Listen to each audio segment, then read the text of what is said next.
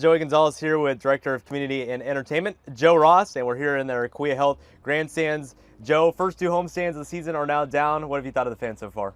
12 games in, it's been great to have a lot of fans here. We've had a ton of different promotions, a ton of different activity going on here. Squints Night passed a few weeks ago. I mean, it's got to be easily two of our best homestands we've ever had in my 5 years here. We've already had those promotions. You talk about the Squints one. What other promotions should people expect this season? I mean, this year we got a bunch coming up. We're here the day before our Character Counts Day, which is one of my favorite days of the year. We're going to have almost 2,000 kids running around the ballpark. We have our Pro Youth Day coming up the week after that.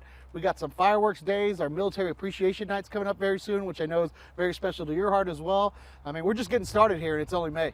Well, you talked about the Character Counts Day, Tulare County Office of Education, and you also had one of the biggest donations during your time here earlier in what, February with the Spelling Bee? Yeah, it was about first part of March, but we have been part of the Spelling Bee for the last couple of years. They actually did it here on the field 2 years ago, but on that Spelling Bee this year, we were actually able to give a little over $12,000 of in-kind donation. We gave a family 4-pack to all the spellers that participated, gave some really cool prizes to those that finished in the top 10, and going to have some really cool experiences for those that finished in the top 3. In fact, I think one of them's even going to be coming this series, getting to throw out a first pitch. So it was really, really cool. Again, anytime you can be as active in the community as we are, especially with an organization like the Tulare County Office of Education, I mean, you can't beat that, honestly.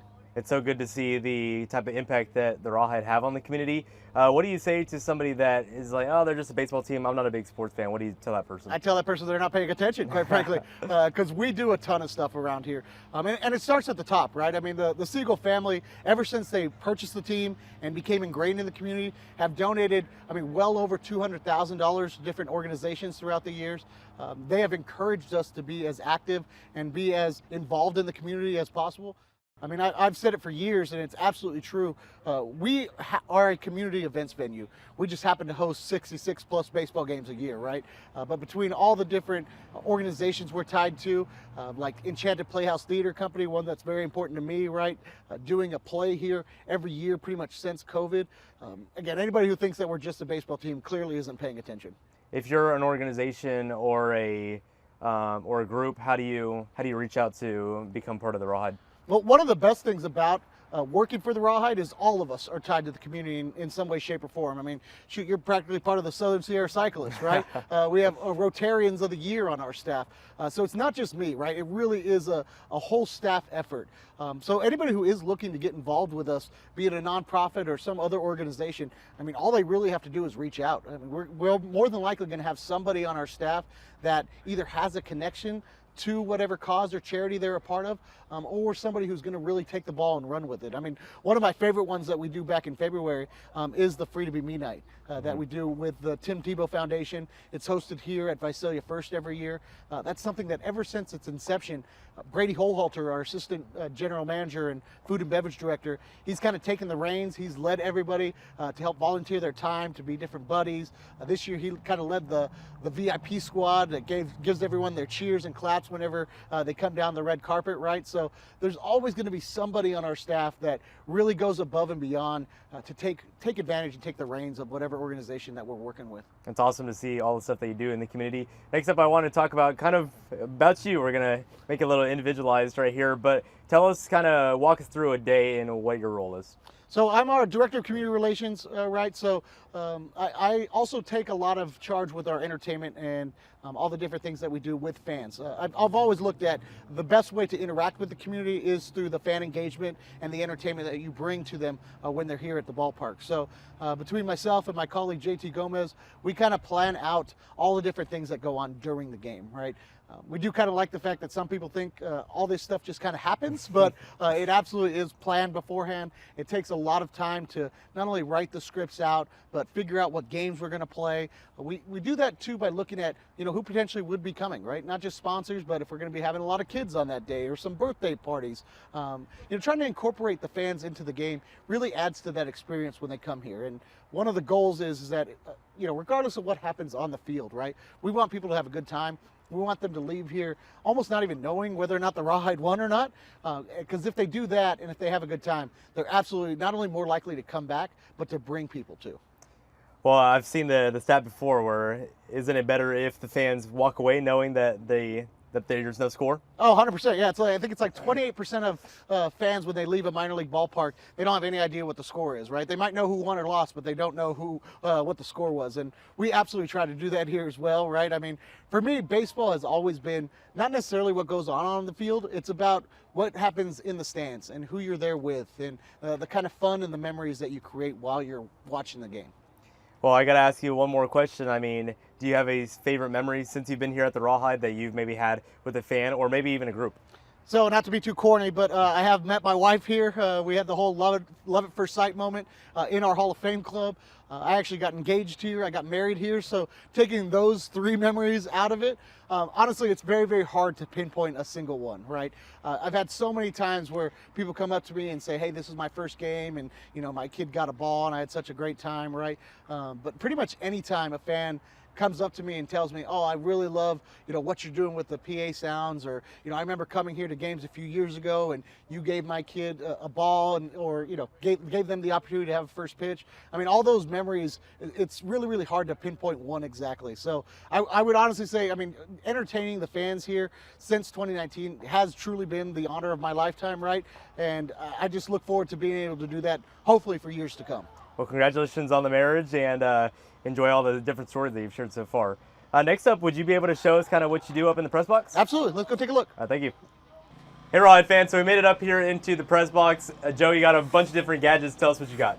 Well, we got a few different iPads here. It really does help to have different sound effects on one. I have my script on another one here, keeping everything all digital. And then, of course, we have our digital sound here, which is brought to us by NTM Productions, who did a whole overhaul of our sound system over the course of the offseason last year. Prior to NTM, what was the setup like before? It was literally just this mixer that I now use as essentially a glorified stand here for one of the iPads. Okay, so you have the script right here. How many pages long is this script? It just kind of depends on the day. I mean, this one here is 26 pages. So it just goes to show how much care and effort that JT and I put into each script. If you would have told me when I was in high school that I'd be writing 26-page essays with 7,000 words, I'd have told you that you were crazy. But yeah, that's what it ends up being, between all the different mid-inning games that we have, all the different first pitches, all the different reads that we have. It's quite a bit, but we want to make sure that our sponsors get the love that they want. And again, we want to entertain the fans at the end of the day. So there's a lot that goes into it. Well, let's move into the sounds now. I mean, how does it kind of work?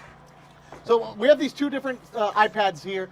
I essentially use them both to play off each other, so you can have multiple sound effects at each time, right?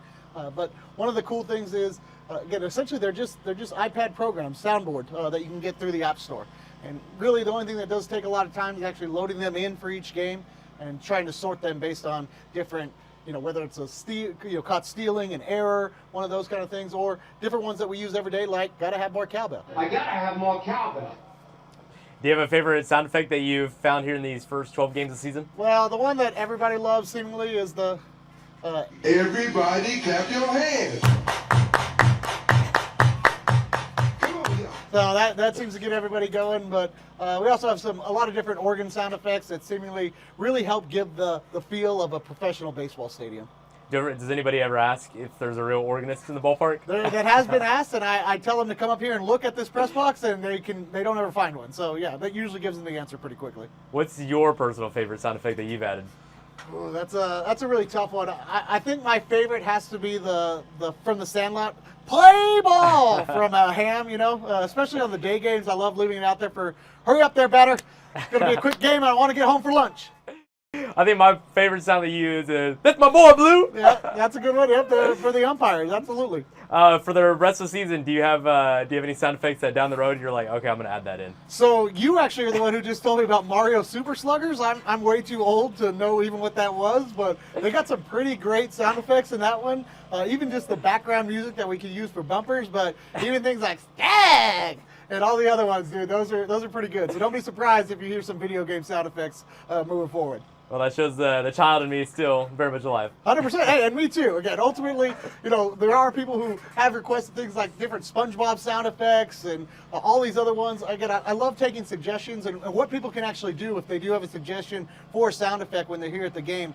they can go down to our guest services area. They make a donation, which will go to a combat veteran's hope. And that works for not only sound effects, but also visiting player walk-up songs, which we love to play different goofy songs for the visiting players that they probably wouldn't pick as their normal walk-up song.